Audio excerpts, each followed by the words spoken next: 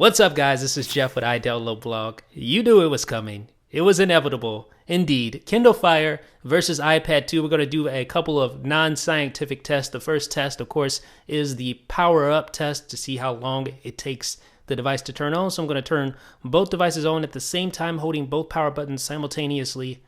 And it is loading up for both devices right now. Kindle Fire was kind of slow, but I held them down at the same exact time, so I just was slow in turning on for whatever reason.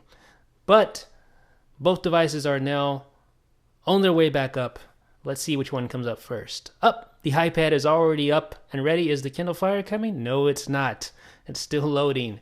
So we'll see here. So iPad is definitely done. It is much quicker than Kindle Fire with regard to booting. I have more apps installed on the iPad 2 as well, and just overall doing a lot more on the iPad 2. So Kindle Fire is finally up now. There we go. Right to the lock screen there. And now let's unlock the device. What should we do now? Well, of course, you know what we should do now. Of course, we're going to do a web test, a speed test over the same Wi-Fi connection. Again, it's not the most scientifically accurate test in the world, but it gives us a general idea of what we can expect in general. So I'm going to go ahead and clear all the cookies, all the cache out on the Kindle Fire. Just doing that right now. And you can see this definitely looks like Android right here in the settings for the web browser, Amazon Silk. I'm going to do the same thing with Safari. Go into the settings, clear my history, clear cookies and data, and I think we should be good to go.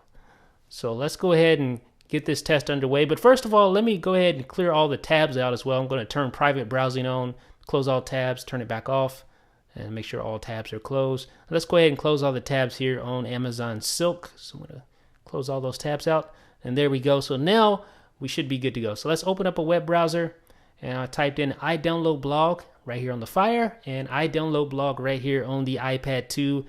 So now we can hit go at the same exact time on both devices and see what each device is working with right now. So are you guys ready? We're going to go ahead and get everything into position here, and we're going to tap go at the exact same time on both devices. Here we go. Okay. Now we're off to the races. The iPad 2 is storming ahead, and down the stretch they come. Okay. And then we see the Kindle Fire is catching up. Now, keep in mind that the Kindle Fire is loading Flash, so you have to kind of give that a little benefit of the doubt there. It looks like the iPad 2 is completely done. The Kindle Fire is still trying to load a couple of advertisements, but those are Flash advertisements, as you can tell right there. So I think they're pretty close as far as the page loads go. As far as the smoothness of the scrolling, obviously there's a huge difference there. Nothing competes with the iPad when it comes to smoothness of scrolling. So yeah. So let's try to load up another link here. What about this top link right here at the top? Let's load that and see what happens. And the Fire is storming along right there, and it is still loading. The iPad is done, and the Fire is still trying to struggle with those advertisements. But as far as content goes, the content loaded about the same exact time as the iPad 2. So you're not going to notice a huge difference between the two devices with regard to web browsing speed and things like that. But you have to keep in mind that the Fire is loading up Flash. Now for our final test, let's try Netflix. I'm going to load up the Netflix app right here at the same time. Here we go. And the iPad 2 is a little bit faster in the initial load here. You can see Netflix is practically already loaded on the iPad 2. It's done on the iPad 2. It's still loading on the Kindle, and it's done on the Kindle. Notice the new interface. This is the new interface for Android. That should be coming to the iPad fairly soon, so look for that. It's a very nice new interface. Now let's just search for a particular movie. I'm going to compare the streaming on these two devices.